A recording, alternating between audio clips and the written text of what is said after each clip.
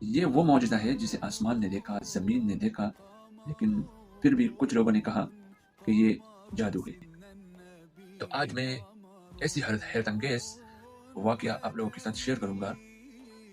تو آئیے چلتے ہیں اس حیرت انگیز معجزے کی طرف۔ تو یہ کوئی عام واقعہ نہیں، یہ نبی کریم صلی اللہ علیہ وسلم کا وہ معجزہ ہے جس نے تاریخ بدل دی۔ آئیے چلتے ہیں اس رات کی طرف۔ مکہ مکرمہ کی رات تھی، آسمان صاف تھا، چاند اپنی پوری روشنی میں چمک رہا تھا۔ قریش کے بڑے بڑے سردار جمع تھے اور وہ نبی صلی اللہ علیہ وآلہ وسلم کی دعوت کو جٹلانے کے لیے تیار تھے اور کر بھی رہے تھے۔ تو اسی دوران کفار مکہ کا ایک مطالبہ آیا، کیونکہ ان لوگوں کا مقصد تھا حق کو جٹلانا۔ وہ سوچ سے بالاتر تھا، انسانی سوچوں سے بالاتر تھا، کیونکہ ان لوگوں کا مقصد یہی تھا کہ رسول اللہ صلی اللہ علیہ وسلم کو جھوٹا ثابت کرے۔ لیکن رسول اللہ صلی اللہ علیہ وسلم کے پاس تو اللہ کی مدد شامل حال تھی ہر جگہ پر۔ کفار مکہ کا مطالبہ یہ آیا، انہوں نے نبی کریم صلی اللہ علیہ وسلم سے کہا، اگر آپ واقعی اللہ کے نبی ہیں تو ہمیں کوئی بڑا معجزہ دکھائے جو سوچوں سے بالاتر ہو، جو انسانی سوچ سے بالاتر ہو۔ یہ ماننے کے لیے نہیں بلکہ انکار کرنے کے لیے کہا گیا تھا۔ ان لوگوں کی اپنی ذہنوں کے حساب سے تو چلتے تھے رسول اللہ صلی اللہ علیہ وسلم کے ساتھ۔ تو نبی کریم صلی اللہ علیہ وسلم کی دعا، نبی کریم صلی اللہ علیہ وسلم نے اللہ کی طرف رجوع کیا، خاموشی تھی، سکون تھا، یقین تھا، اور پھر اللہ کا حکم آیا۔ لوگوں کو حکم دیا گیا کہ آسمان کی طرف دیکھو۔ جب لوگوں نے آسمان کی طرف دیکھا، ایک عجیب منظر، چاند کو دو واضح حصوں میں تقسیم کیا گیا، درمیان میں بالکل واضح ایک پہاڑ جیسا لائن نظر آ رہا تھا۔ ایک حصہ ایک طرف گرا اور دوسرا حصہ دوسری طرف گرا۔ پھر لوگوں کا اسی ٹائم رد عمل آ گیا، لوگ حیران رہ گئے، کچھ لوگ خوفزدہ ہو گئے، لیکن پھر بھی کچھ لوگوں نے کہا یہ جادو ہے، محمد صلی اللہ علیہ وسلم نے نعوذ باللہ ہمیں دھوکہ دیا، ہم پہ جادو کیا، نعوذ باللہ۔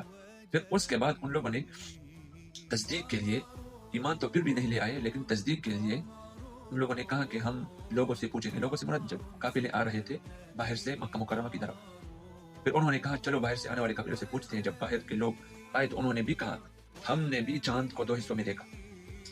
اس پر قرآن پاک کا ایک ثبوت موجود ہے۔ قرآن پاک میں اللہ تعالیٰ فرماتا ہے اقتربت الساعة وانشق القمر، قرآن پاک کی 54 نمبر سورت ہے، آیت نمبر 1، جس کا ترجمہ ہے قیامت قریب آ گئی اور چاند پھٹ گیا۔ لیکن یہاں پر ایک میسج یہ ہے کہ 1450 سال پہلے کم و بیش اس ٹائم یہ آیت نازل ہوئی، اقتربت الساعة وانشق القمر، ترجمہ قیامت قریب آ گئی اور چاند پھٹ گیا۔ جب اس ٹائم یہ آیت نازل ہوئی کہ قیامت قریب آ گئی ہو، تو اب آپ سوچو کہ قیامت اور کتنا قریب ہوگا، ٹھیک ہے۔ اور اس پر ایک حدیث کا ثبوت بھی موجود ہے۔ صحابی حضرت عبداللہ بن مسعود فرماتے ہیں ہم نے اپنی آنکھوں سے چاند کو دو حصوں میں دیکھا۔ یہ حدیث صحیح بخاری اور صحیح مسلم میں موجود ہے۔ سبق، ہم لوگوں کو اس واقعے سے کیا سبق ملتا ہے؟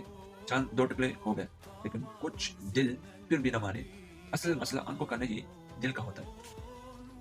اگر آج یہ معجزہ ہمارے سامنے ہو، لیکن یہاں پر ایک پوائنٹ، معجزے تو رسول اللہ صلی اللہ علیہ وسلم اور نبیوں کے ساتھ ہوتے تھے، اس کو اللہ حق و سچ ثابت کرنے کے لیے دیتے تھے، لیکن آج تو اولیاء کرام موجود ہے۔ تو اولیاء کرام کے تھرو اگر ایسا کوئی واقعہ ہو جاتا ہے تو ہم نے اس اولیاء، اس اللہ کی دوست کا بیک گراؤنڈ چیک کرنا ہے، اس کا پس منظر چیک کرنا ہے کہ یہ کس خاندان سے، مطلب کتنا اس کی تقوی، اس کی سب کچھ دیکھ کے اس پہ یقین کرنا ہے، ٹھیک ہے۔ سبق ہم کو اس واقعے سے یہ ملتا ہے کہ چاند دو ٹکڑے تو ہو گیا، لیکن کچھ دل پھر بھی نہ مانے۔ اصل مسئلہ آنکھوں کا نہیں، دل کا ہوتا ہے۔ آج اگر ہمارے سامنے اولیاء کرام جو اللہ کے ولی، اللہ کے دوست ہوتے ہیں، اس کے تھرو ایسا کوئی واقعہ رونما ہو جائے تو ہم نے اس اولیاء کو جادوگر یا کوئی اور نام سے نہیں پکارنا، ہم نے اس واقعے کی تحقیق کرنا ہے اور اس پہ ایمان، یقین رکھنا ہے۔ تو ہم کو اس واقعے سے یہ ثابت ہو رہا ہے کہ رسول اللہ صلی اللہ علیہ وسلم کے زمانے میں جو کفار تھے وہ تو ابھی چلے گئے ہیں، لیکن اس ٹائم انہوں نے یہ نہیں مانا کہ بھئی یہ اللہ کا حق اور سچ پیغمبر ہے۔ اب اس جہان میں وہ بہت مطلب چیخ پکار کریں گے وہ کہ ہم ایمان لے آتے ہیں، ہم یہ ہم وہ، لیکن اب کچھ نہیں ہونے والا ہے، کیونکہ ایمان پر ایمان لے آنا آپ کے لیے اختیاری ہے، آپ کو اختیار دیا ہوا ہے، آپ کو حقائق سب کچھ آپ کے سامنے ہے، آپ ایمان لے آتے ہیں یا نہیں لے آتے اس پہ آپ کا اختیار ہے، سب کچھ آپ کے سامنے ہے، قرآن و حدیث اس کی ریئلٹی سب کچھ آپ کے سامنے ہے۔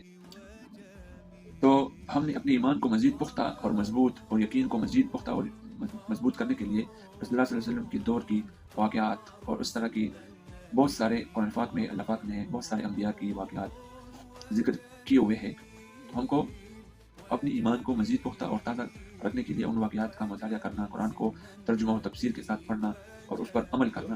قرآن صرف ایک پڑھنے والا کتاب نہیں ہے، یہ ہم کو ایک مکمل کتاب دیا ہوا ہے، گائیڈ لائن دیا ہوا ہے جس پر ہم عمل کر کے اپنی 24 آورس کی زندگی کو مزید ویل اینڈ گڈ اینڈ زبردست بنا سکتے ہیں۔ تو امید کرتا ہوں کہ آپ کو اس واقعے کو سن کے آپ کا ایمان تازہ ہوا ہوگا اور آپ کو اس سے کچھ نہ کچھ سبق ملا ہوا ہوگا۔